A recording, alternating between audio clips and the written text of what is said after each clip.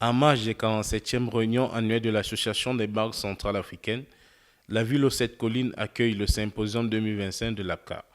Pendant plusieurs jours, gouverneurs, experts économiques et représentants d'institutions internationales se penchent sur un sujet devenu incontournable: l'impact du changement climatique sur la stabilité macroéconomique et financière du continent.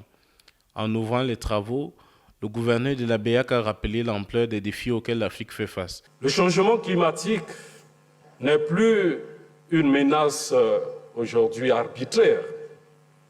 Il affecte directement nos économies, nos systèmes financiers et la stabilité de nos États.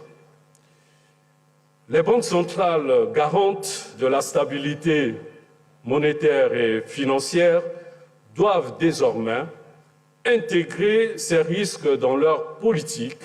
Le gouverneur a également insisté sur la nécessité d'un cadre prudentiel renforcé, capable d'identifier les risques physiques et risques de transition devenus déterminants pour l'avenir des banques africaines. Aux côtés de la BEAC, la Commission de l'Union africaine, les banques des règlements internationaux et la présidente de l'APCA ont salué une initiative stratégique pour un continent encore sous-financé pour sa transition énergétique.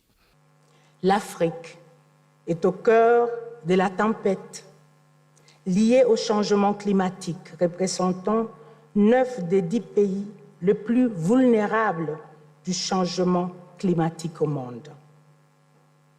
Mais le continent ne reçoit pas ce dont il a besoin pour s'adapter au changement climatique, puisqu'il ne reçoit que 30 milliards de dollars par an pour l'adaptation au climat, alors que ses besoins se chiffrent à 277 milliards de dollars par an, laissant ainsi un énorme déficit de financement.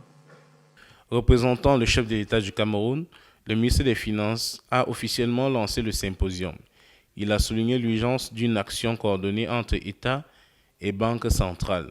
Il est de ce fait urgent d'adopter des mesures visant à limiter les effets du changement climatique et à consolider la résilience de nos économies. Cela impose une mobilisation forte et coordonnée à tous les niveaux de responsabilité.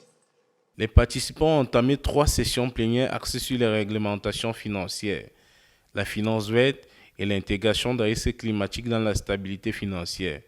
Les débats devraient permettre de dégager des recommandations concrètes pour soutenir une croissance durable sur l'ensemble du continent. Au moment où les économies africaines subissent de plus en plus de pressions liées aux aléas climatiques, ce symposium marque une étape importante, celle d'un engagement collectif des banques centrales pour anticiper, prévenir et accompagner les vulnérabilités futures.